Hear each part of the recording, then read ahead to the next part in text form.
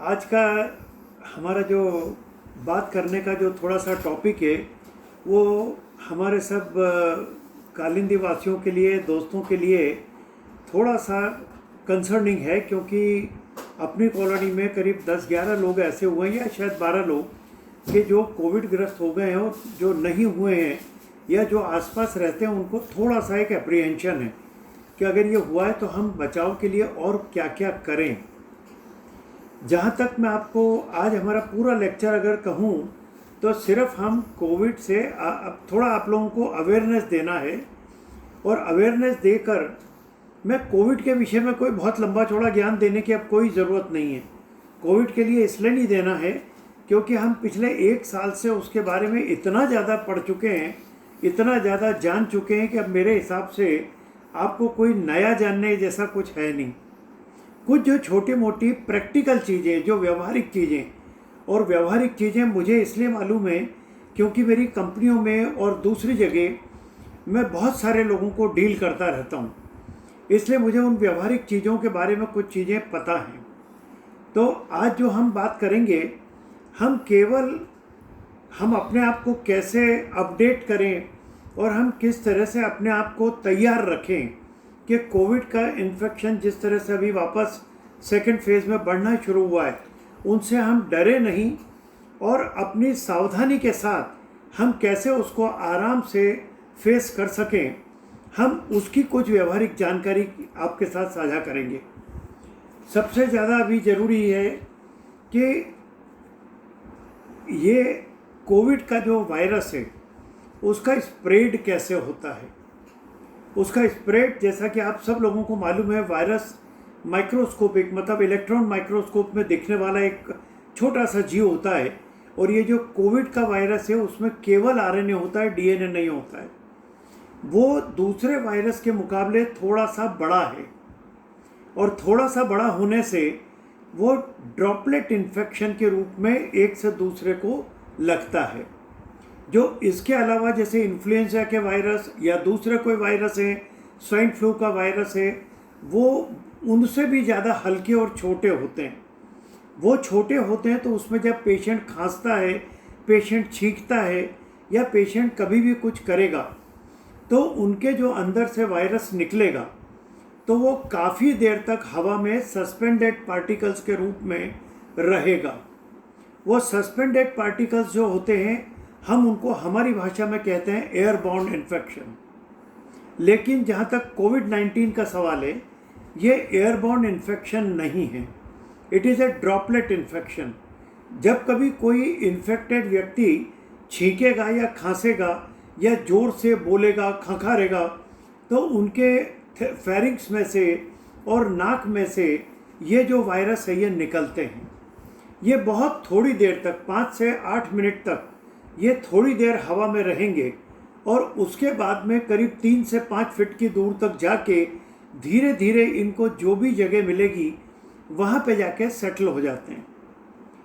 इसीलिए इनको हम कहते हैं ड्रॉपलेट इन्फेक्शन।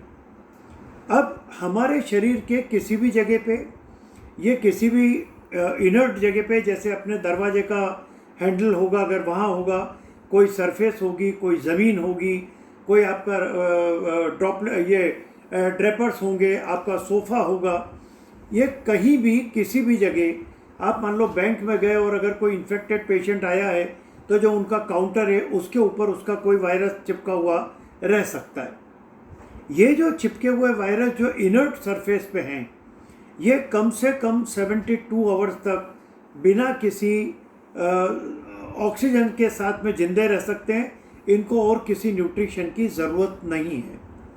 इसलिए हमें ये बात खास समझनी है कि ये ड्रॉपलेट इन्फेक्शन हमें एक से दूसरे को जो लगेगा, वो हमारा हाथ अगर कहीं किसी जगह पे लगा तो हमारे हाथ में या हमारे शरीर पे, कपड़ों पे कहीं वो लग सकता है, पहली बात तो। अब दूसरी बात कि जो हमारे शरीर में ये वायरस अंदर कैसे जाएगा, इसके जाने के केवल 2 या 3 रास्ते हैं। पहला है आपका मुंह, जो ओरल कैविटी, दूसरा है नाक, नेज़ोफेरिंक्स, और तीसरी है आँखें। अगर हमने इन 3 चीज़ों को प्रोटेक्टेड रखा है और हमारे हाथ या बॉडी को अगर हमने प्रॉपर साफ सफाई का ध्यान रखा तो आप अपने आप को प्रोटेक्टेड समझ सकते हैं, क्योंकि हमारे शरीर में इसकी एंट्री अगर होगी तो किसी म्यूकस मेम्ब्रेन से होगी। म्यूकस मेम्ब्रेन हमारी आँखों में, हमारी नेज़ल जो एरिया है उसमें, और ओरल कैविटी, इन 3 जगह है। चमड़ी पे अगर चिपका हुआ रहेगा तो वो आपके शरीर में अंदर नहीं जा सकता है, ये बिल्कुल पक्का है। इसके लिए हमें जो समझना है कि हमारा माउथ, हमारी नोज़ और हमारी आँखें अगर कवर्ड रहेंगी तो निश्चित रूप से हम अपने आप को इस वायरस से, भले अगर हम कहीं बाहर जाके आए, कोई इन्फेक्टेड व्यक्ति के संपर्क में भी आए तो आपको ये वायरस आपके शरीर में नहीं जा सकता। ये हमें खास तो समझना ज़रूरी है। अब ये जो वायरस अगर एक बार अपने शरीर में गया तो इनके कुछ सिम्टम्स हैं जिनको हम कहते हैं चिन्ह, जो हमारे शरीर में अनटूवर्ड कुछ आपको लक्षणों के रूप में दिखेंगे। जो उसमें सबसे ज़्यादा इम्पॉर्टेंट चीज़ है वो है फीवर, दूसरा है ड्राई कफ, फटीग, थकान, बहुत ज़्यादा थकान लगेगी, आपको थोड़ी रेस्पिरेशन मतलब सांस लेने में तकलीफ, आप थोड़ी देर कुछ करेंगे और आप हाँफ जाएंगे, आपका गले में कुछ सोर थ्रोट यानी कुछ खूंचेगा, ऐसा आपको फील हो सकता है। सीवियर हेडेक हो सकता है। माइल्जिया मतलब शरीर में अलग अलग जगह पर बिना बात का दर्द होगा, कभी कमर दर्द होगा, कभी पाँव का दर्द होगा, कभी आपको कुछ हाथ पाँव में कहीं खींचना होगा, ऐसा हो सकता है। और एक है डायरिया, जो पतले दस्त, जो सबसे ज़्यादा कॉमन सिम्टम है वो 88% फीवर और URI मतलब सर्दी, खांसी और बुखार, ये 88% लोगों को आपको ये देखने को मिल सकता है। ड्राई कफ जो है वो तकरीबन 68% लोगों को होता है। जो थकान का प्रॉब्लम है वो 38 से 50% तक लोगों को देखने को मिलेगा। आपका जो शॉर्टनेस ऑफ ब्रेथ, हाँफ जाना, थोड़ा सा काम करेंगे आप एकदम से थकान महसूस करेंगे और हाँफ जाएंगे, ऐसा आपको 20 से 25% लोगों को ये भी एक सिम्टम होगा। बाकी के जो सिम्टम है, जैसे बहुत सीवियर हेडेक हो रहा है, आपका शरीर में दर्द हो रहा है, आपको घबराहट या नौशिया हो रहा है, या आपको पतले दस्त हो रहे हैं, ये कभी कभी होगा, कभी नहीं होगा, लेकिन जो मेन है अपने ये सिम्टम्स हैं। अगर ये सिम्टम्स हमारे परसिस्ट करते हैं, एक आध दिन हो, तो आपको ऐसा नहीं कि आपको कोई कोविड का इन्फेक्शन हो गया, मैं आपके साथ बाद में उसके बारे में बात करूंगा। लेकिन ये जो वैरायटी ऑफ सिम्टम्स मैंने आपको कहे, आपको उनको थोड़ा सा अपने ध्यान में रखना ज़रूरी है। अब जो कंसर्निंग इशू हमारे जो मित्रों को, या जिन घरों में, हमारी फैमिली के जिन घरों में अभी कोविड का जो इन्फेक्शन हुआ है, वो कोविड के इन्फेक्शन में जो कंसर्निंग चीज़ें हैं जिनसे घर के लोगों को थोड़ा सा सावधान रहना चाहिए, मैं चिंता करने की बात नहीं कर रहा हूँ, केवल सावधान रहने के लिए, उनमें है टू मच ऑफ वीकनेस, बहुत ज़्यादा आपको कमजोरी लगना, वेराइटी ऑफ पेन्स, बहुत ज़्यादा कहीं अलग अलग तरह के दर्द, जो आपकी पैरासीटामोल या कॉम्बीफ्लेम की टैबलेट आपने ली, उसके बाद भी वो आपको ठीक नहीं हो रहा है, severe headache, loss of appetite, आपको भूख बिल्कुल नहीं लग रही है। कुछ लोगों को जो अभी आजकल देखने में आया, ये पहले नहीं था, ये अभी पिछले 2 महीनों से देखने में आया है कि पेट में दर्द, किन्हीं पॉजिटिव पेशेंट्स को बहुत एक्यूट दर्द हुआ है पेट का, और जो वो पेट का दर्द है वो कभी कभी बहुत कम 1 या 2% लोगों को पेनक्रियाटाइटिस के रूप में हुआ है। मेरे ख्याल से आप सभी लोग पेनक्रियास के बारे में समझते हैं। मैं अभी मेरी भतीजी के लिए जब गया, उसको इसी तरह का पेन हुआ और हमको उसको इमीडिएटली एडमिट करना पड़ा। वो कोविड पेशेंट थी, उसको कोविड हॉस्पिटल में जब एडमिट किया तो वहाँ जो डॉक्टर ट्रीटमेंट करने वाले थे उनके साथ मेरी बात हुई, तो उन्होंने जो सोनोग्राफी और जो उनके जो सीरम अमाइलेज और दूसरे जो टेस्ट किए, उनसे उन्होंने कहा कि साहब ये इनको हुआ है पैनक्रेटाइटिस, और इतना एक्यूट पेन हमारे यहाँ अभी आजकल बहुत फ्रीक्वेंटली लोग बाग जिनको कोविड हुआ है या जो पोस्ट कोविड स्टेज में हैं, उन लोगों को ये बहुत ज़्यादा हम देख रहे हैं। हमारे यहाँ अभी कम से कम 25 पेशेंट ऐसे हैं जो इस हॉस्पिटल में पैनक्रेटाइटिस के नाम से एडमिट हुए हैं। ये सिम्टम जो पैनक्रेटाइटिस का था, ये पिछले 1 साल में मैंने कभी सुना नहीं था। ये शायद पहला मौका है कि जब मुझे ये चीज़ सुनने को मिली। अगर आपका HRCT, जो हमारे कोविड के पेशेंट्स का जो ट्रीटिंग डॉक्टर्स हैं, वो लोग आपका HRCT चेस्ट कराएंगे, मतलब CT स्कैन चेस्ट करवाएंगे। CT स्कैन चेस्ट में अगर आपका स्कोर वो 10/25 के ऊपर आता है, तो उस केस में कभी कभी ऐसा होता है कि आपके एल्वियोलर टिश्यू जिनमें हम सांस लेते हैं, वो उनमें फाइब्रोसिस होता है। तो हम ये जितना ज़्यादा होगा, अगर 15 है, 16 है, 18 है और 20 है, तो उन लोगों को लंग फाइब्रोसिस होने का चांस और उन लोगों को ऑक्सीजन की कमी वो होने का चांस ज़्यादा होगा। लेकिन HRCT अगर आपका 10 या 12 तक है तो कोई विशेष इसके लिए चिंता करने की ज़रूरत नहीं। लेकिन लंग फाइब्रोसिस हर किसी को नहीं होता है।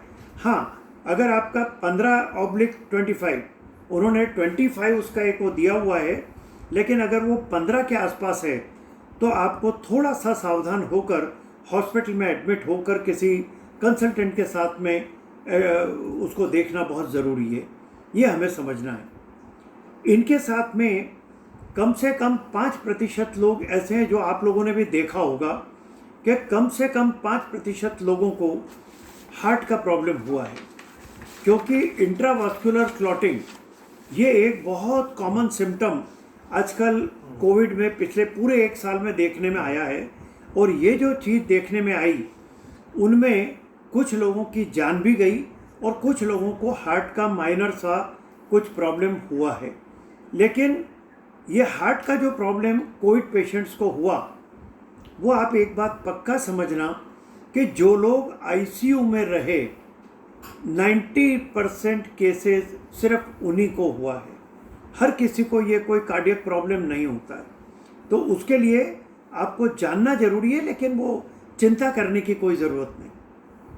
अब तीसरा पॉइंट है आपके लिए कि what do we need to keep at home. जो लोग आज इससे ग्रसित नहीं हुए हैं या जो लोग ऑलरेडी कोविड के पेशेंट हुए हैं, उन लोगों को अपने घर में क्या क्या चीज़ों को रख कर उनका उपयोग कभी कभी करते रहना, जैसे मैं आपको बताऊं, उस फ्रीक्वेंसी पे करना थोड़ा सा ज़रूरी है। पहली चीज़ है आपके घर में अच्छी क्वालिटी का सैनिटाइज़र। आजकल सैनिटाइज़र काफ़ी इजीली बहुत सस्ते अच्छे से मिल रहे हैं। 5 लीटर का बहुत बढ़िया वाला अगर आप लाएंगे तो मेरे ख्याल से 600 से 800 रुपये के बीच में वो अवेलेबल है। और वो अगर आप एक बार ले आए तो 5-6 महीने आपको दूसरा कुछ लाने की ज़रूरत नहीं पड़ेगी। तो sanitizer is a very very important thing जो आपके साथ आपके घर में होना चाहिए। उसी के साथ सैनिटाइज़र को उपयोग करने के लिए आप स्प्रे की बॉटल जो लगभग 40 से 50 रुपये के आसपास की मिलती है, वो अगर आप अपने घर में रखेंगे तो प्लास्टिक बॉटल में उसको भर के रखिए और फटाफट आप स्प्रे कर सकते हैं।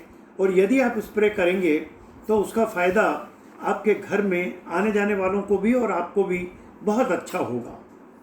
दूसरा है आपके घर की फ्लोर को साफ करना।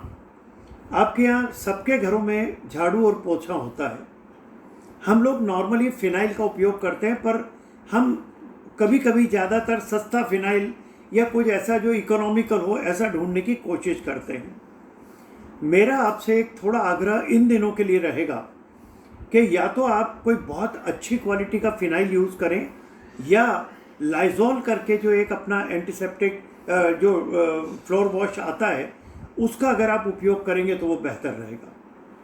घर में एक थर्मोमीटर आपके पास होना चाहिए जो आपका टेम्परेचर जब भी ज़रूरत पड़े तो आप ले सको। इसके अलावा आपको एक छोटा सा इंस्ट्रूमेंट भी, जो मुझे एक वो जरा पल्स ऑक्सीमीटर जरा दो, मैं आपको दिखाता हूँ कि पल्स ऑक्सीमीटर क्या होता है। बहुत छोटा सा एक इंस्ट्रूमेंट है, आप लोगों ने, बहुत लोगों ने देखा भी होगा।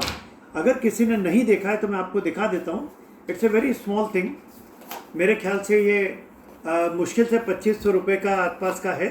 ये एक छोटा सा, आप देखिए, ये एक इंस्ट्रूमेंट होता है जिसमें अपन उंगली रखते हैं, और ये उंगली को अगर आपने ऐसा रखा तो हम इसमें, ये अगर अपन ने दबाया इसका, तो ये अभी जैसे ये BPL और ये दिख रहा है, आप देख सकते हैं कि इसमें मेरा पल्स, मेरी पल्स कितनी है वो आपको दिख रही होगी, 99 और 67 या 66, या वो मेरी पल्स रेट है। 97 98 मेरा ऑक्सीजन सैचुरेशन है। ये आपके पास ये एक इंस्ट्रूमेंट जो 2500 रुपये के आसपास का होता है, बहुत छोटा सा इंस्ट्रूमेंट है। ये अपने आराम से अमेज़ॉन पे मिल रहा है। आप अगर उसको मंगा के रखेंगे तो जिनके घरों में कोविड पेशेंट हैं उनके लिए भी बहुत उपयोगी है, और जिनके घरों में नहीं हैं वो भी अगर चाहें तो इसे रख सकते हैं।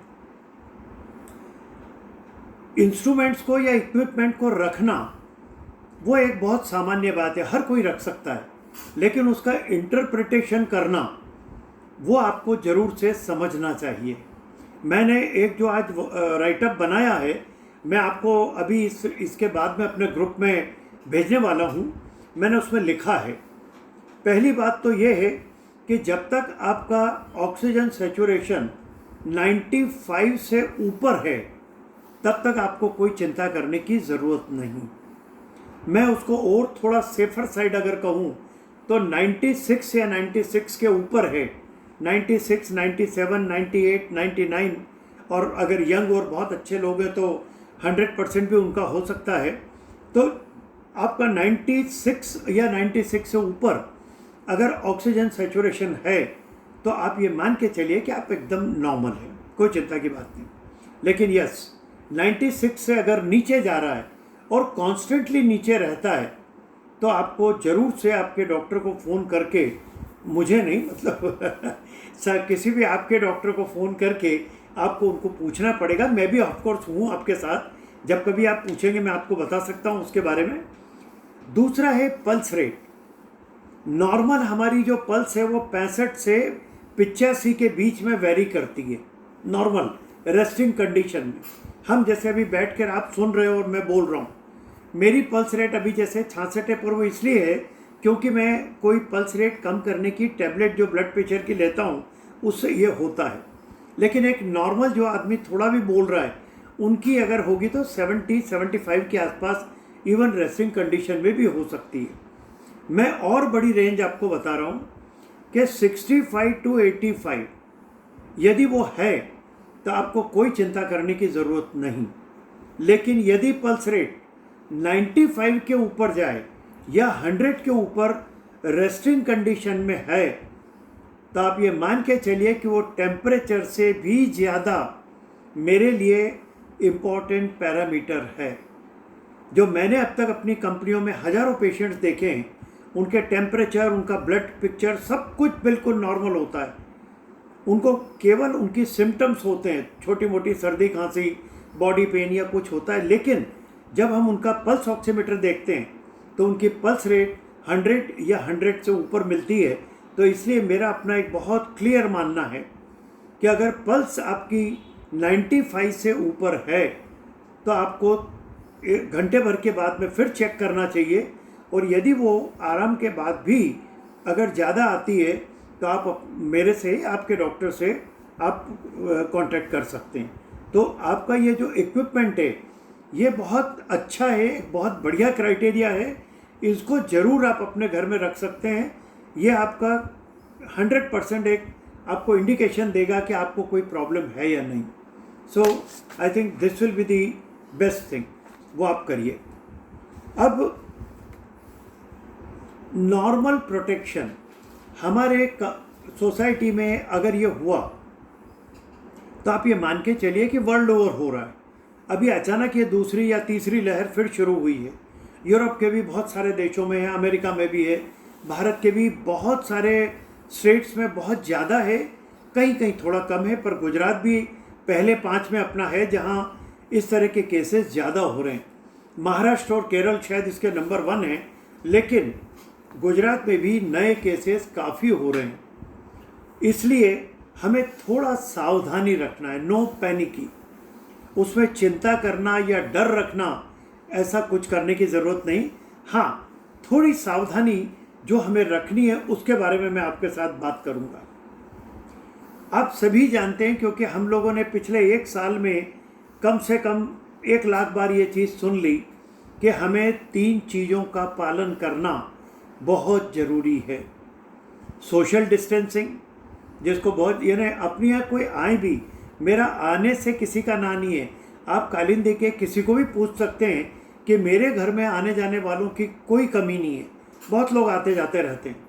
लेकिन आप कभी भी मेरे घर में आके देख लीजिए कि हमने हमारा बैठने का सिस्टम एक थोड़ा दूर दूर करके बना दिया है, जिससे एक डिस्टेंसिंग पहली बात तो मेंटेन हो। हम इस बात का कॉन्शियसली ध्यान रखते हैं कि हम एक साथ बहुत सारे लोगों को इनवाइट न करें। यदि कभी आते भी हैं तो हम उनको काफ़ी दूर दूर बिठाने की बात करते हैं। सो पहली चीज़ डिस्टेंसिंग, वो हमें हर हाल में पालन करना है। दूसरा, मास्क।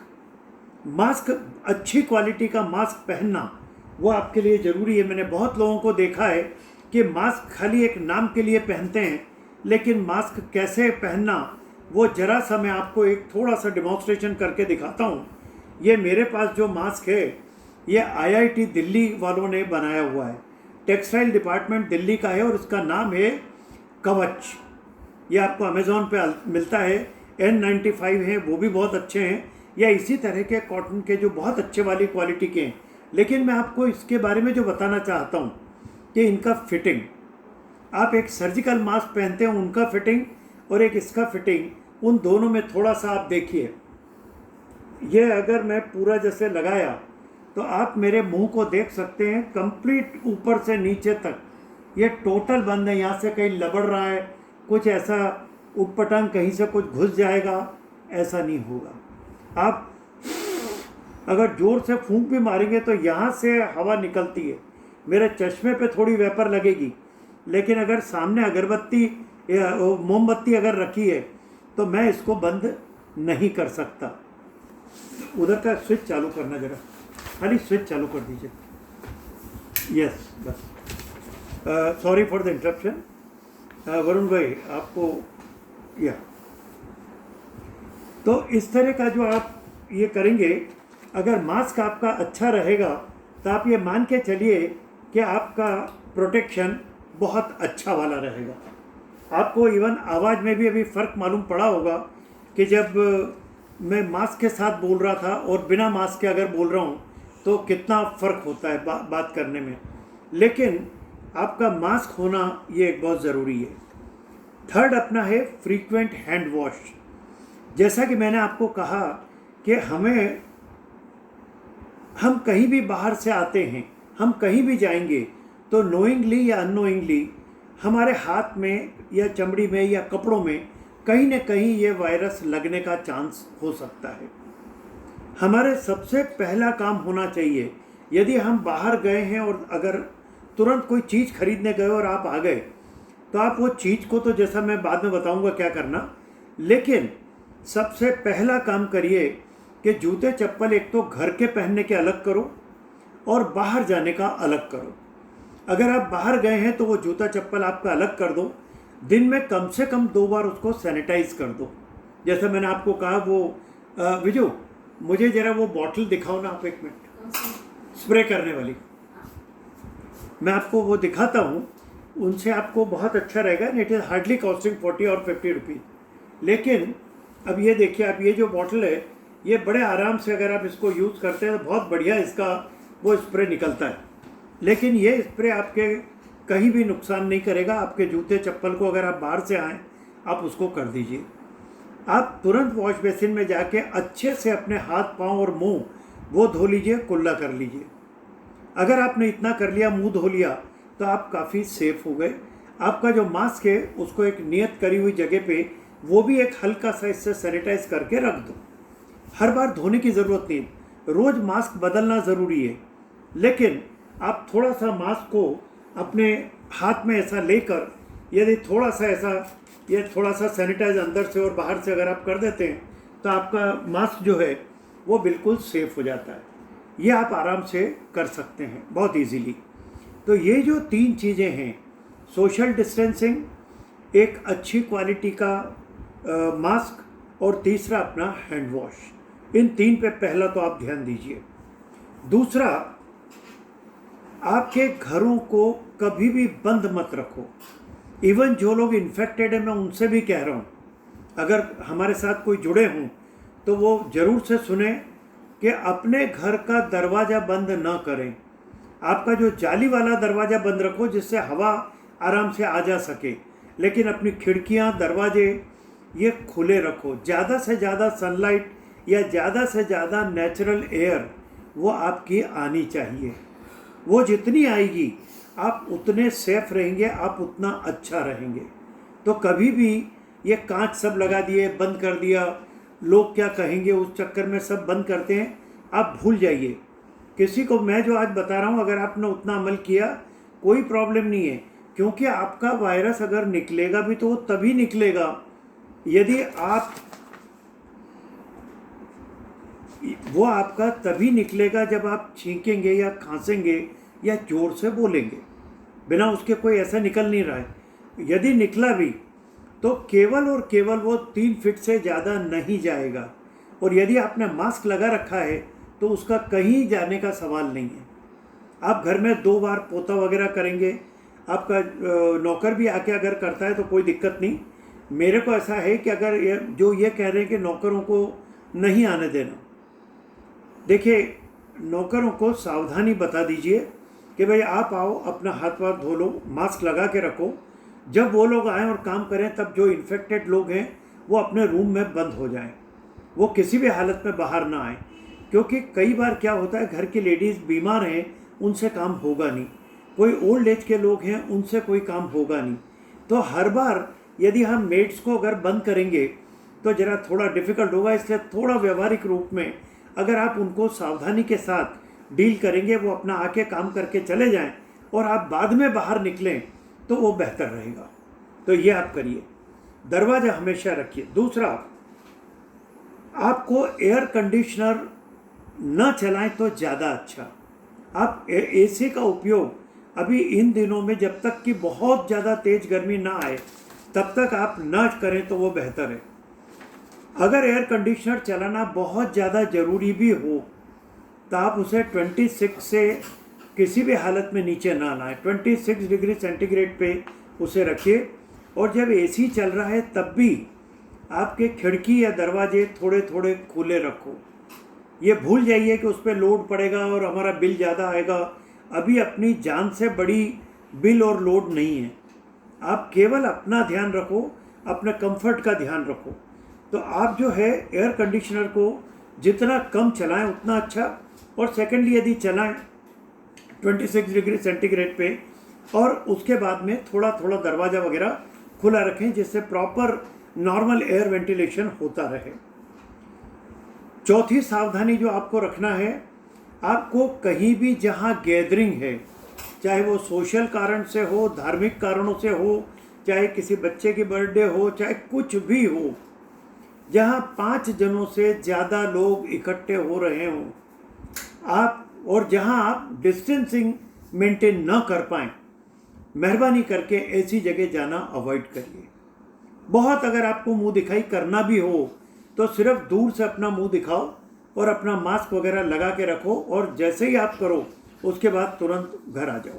कहीं किसी से हाथ मिलाना, अपने आजकल जो भगवान ये अपना भारतीय परंपरा है हाथ जोड़ना, नमस्ते करिए, बस वो सबसे बढ़िया है। गले मिलना ये अभी उसको हमें अवॉइड करना ही पड़ेगा, ये आपको समझना पड़ेगा।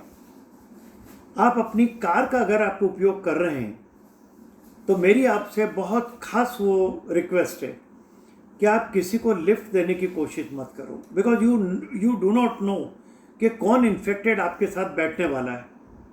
अभी 4 दिन पहले मैं एक कंपनी में जाता हूँ, वहाँ हमारे सेफ्टी के सीनियर मैनेजर साहब, उनको अच्छा नहीं लग रहा था। उन्होंने कहा कि यार मेरे को अच्छा नहीं लग रहा है, कुछ बुखार सा आ रहा है। तो उन्होंने उनके जो जनरल मैनेजर थे उनको कहा कि साहब मेरे को घर जाना है और मेरी कार भी है, तो आप ज़रा किसी को भेज दो।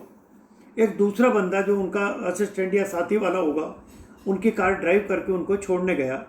दूसरे दिन दोनों को बुखार आया, सर्दी खांसी हुई, और चौथे दिन दोनों के दोनों पॉजिटिव हुए। इसलिए आप मेहरबानी करके आपकी कार में आपके फैमिली मेम्बर्स जाएं या आप अकेले जाएं, लेकिन किसी और को साथ ले जाने का कोई अभी सोशल वर्क इस तरह से कराने का समय नहीं है। तो आप ज़रा उसको अवॉइड कीजिए। थोड़ा सा इन दिनों में आप लेस सोशल होने की कोशिश करो। सोशल होना ऐसा नहीं कि किसी को घर में आने वाले को आप बिल्कुल ऐसे पूछे भाई तू क्यों आ गया, ऐसा मेरा मतलब नहीं है। लेकिन जो हम पहले बहुत ज़्यादा सोशल थे, थोड़ा सा भी ज़रा समय है कि हम उनको कम करें।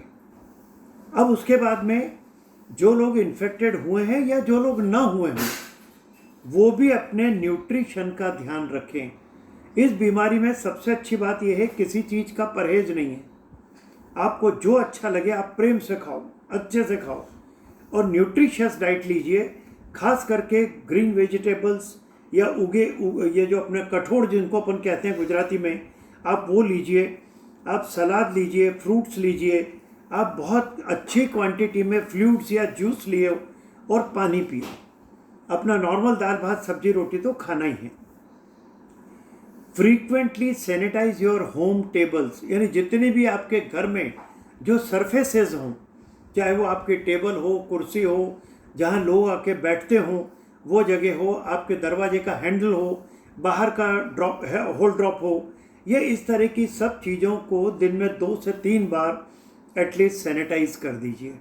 आपके घर में अगर कोई आपके परिचित आके गए हैं, वो जैसे ही जाएं आप 100% उस जगह को एक बार सैनिटाइज कर दो। उसमें कोई शर्म की बात नहीं, किसी को बुरा नहीं लगेगा, क्योंकि उनके जाने के बाद करना है। और अगर किसी को बुरा लगे कि भाई मेरे जाने के बाद किया है, तो कोई बात नहीं, उसमें कोई इशू नहीं है, लेकिन हमें वो करना ज़रूरी है। पर आप एक बात समझ लीजिए कि हमें हमारे घर की सफाई, हमारी खुद की साफ सफाई और हमारी जो चीज़ें हैं उनको सैनिटाइज करना ज़्यादा इम्पॉर्टेंट है बनिस्बत कि हम वो स्टेयरकेस जो ऊपर नीचे आने का है उसको अपन वो करा रहे हैं, पूरी सोसाइटी में फ्यूमिगेट करा रहे हैं।